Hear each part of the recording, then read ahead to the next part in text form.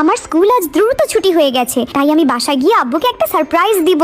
আমার শরীরটা আজ খুব দুর্বল লাগছে, মনে হয় না বেশি দিন বাঁচবো। বাবা তুমি কোথায়? এই দেখো আমি আজ কত দ্রুত এসে পড়েছি। বাবা কি হয়েছে তোমার? তোমাকে তো খুব অসুস্থ দেখাচ্ছে। দেখি তো আমার ব্যাংকটা ভেঙে ব্যাংকে কয় টাকা আছে। এ কি, এই গুটি কয়েক টাকা দিয়ে তো কিছুই হবে না। যাই এখন আমি খেতে যাই। এবার তো আমাদের গাজরের ফসল খুব ভালো হয়েছে, এখন এই গাজরগুলো বাজারে নিয়ে যাব। আঙ্কেল আপনি কি আমাকে গাজরের পরিবর্তে মাংস দেবেন প্লিজ? আচ্ছা টমি। আঙ্কেল আপনিও কি আমাকে গাজরের পরিবর্তে আলু দেবেন? অবশ্যই টমি। এই তো আমার মাংসের ব্যবস্থা হয়ে গেছে। এখন আমি বাসায় গিয়ে মাংস ও আলু কেটে বাবার জন্য মাংসের কারি রান্না করব। এই দেখো বাবা, মাংসের কারি বানিয়েছি। নাও বাবা, এটা খেয়ে নাও। বাবাকে ভালোবাসলে লাইক সাবস্ক্রাইব করো। এই পাইলট বিমানটাকে থামাও, এই বিমানে বোমা আছে।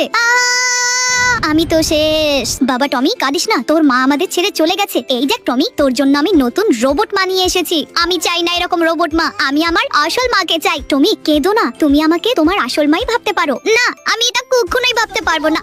কেঁদো না রোবট মা, দেখবে টমি তোমাকে আস্তে আস্তে মা হিসাবে মেনে নিবে। মা আমাকে ছেড়ে তুমি কোথায় চলে গেলে? টমি এত কাঁদলে তো তুই অসুস্থ হয়ে পড়বি। বুঝতে পেরেছি, টমি আমাকে মা হিসাবে মেনে নিতে পারছে না। আমি এখন এখান থেকে চলে যাব। আমি তো অজ্ঞান হয়ে যাচ্ছি। আমার রোবট তো আমাদের ছেড়ে চলে গেছে। বাবা তো ওই রোবট মায়ের জন্য কান্না করছে। এখন আমার ওই রোবট মাকে খুঁজতে যেতে